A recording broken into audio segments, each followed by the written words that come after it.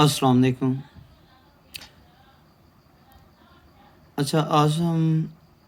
جس چیز کے بارے میں پڑھیں گے وہ ہے ایکٹیو اور پیسیو۔ عام طور پہ اکثر بچے کہتے ہیں کہ ان کو ایکٹیو اور پیسیو کی سمجھ نہیں آتی۔ تو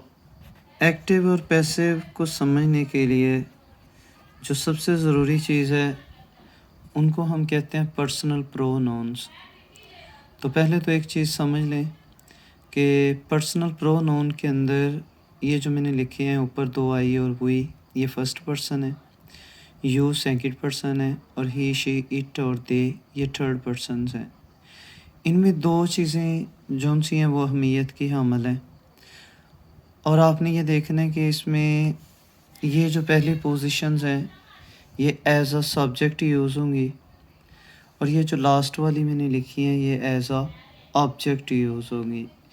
تو ایکٹیو اور پیسیو کو سمجھنے کے لیے سب سے ضروری اور اہم چیز یہی ہے کہ آپ دیکھیں کہ اس کے اندر سبجیکٹ اور آبجیکٹ کون سا ہے، یعنی یہ اس کی سبجیکٹیو کیس ہے اور یہ اس کی آبجیکٹیو کیس ہے۔ یہ رولز میں بعد میں آپ کو سمجھاتا ہوں، کیونکہ جب بھی ہم ایکٹیو پیسیو کرتے ہیں تو اس میں ایک چیز کا ہم نے خیال رکھنا ہوتا ہے کہ جو سبجیکٹ ہے نا، آپ کا پہلا جو رول ہے وہ پیسیوائز میں آبجیکٹ بن جاتا ہے، اور آپ کا جو آبجیکٹ ہے وہ پیسیوائز میں سبجیکٹ بن جاتا ہے، مطلب دونوں کی جگہ چینج ہو جاتی ہے۔ تو اگر کسی بھی آبجیکٹ کی جگہ ان میں سے کوئی بھی ایک لفظ لکھا ہوگا تو جب آپ اس کو سبجیکٹ کی جگہ لے کے آئیں گے تو پھر یہ والے الفاظ نہیں لکھیں گے، بلکہ اس کی جگہ یہ والے جو الفاظ ہیں یہ لکھیں گے۔ مطلب اگر آبجیکٹ میں می آتا ہے تو جب آپ اسے شروع میں لے کے جائیں گے تو آئی لکھیں گے، اور اگر شروع میں آئی آتا ہے تو آبجیکٹ میں لے کے جائیں گے تو آپ می لکھیں گے۔ اگر شروع میں ایز اے سبجیکٹ کسی بھی سنٹینس کے اندر وی یوز ہوا ہے تو جب آپ اسے پیسیوائز میں لکھیں گے تو آخر پہ جا کے آپ اس لکھیں گے،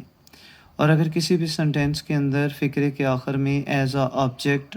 اس یوز ہوا ہے تو جب اس کو آپ شروع میں لے کے جائیں گے تو آپ وی لکھیں گے۔ سیم اسی طرح ہی آپ یو جو ہے یہ چینج نہیں ہوتا،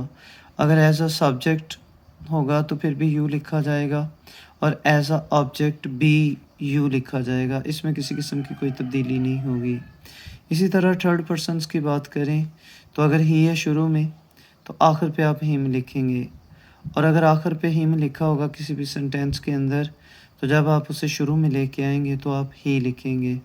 سیم اسی طرح اگر شی لکھا ہوا ہے تو ہر لکھیں گے،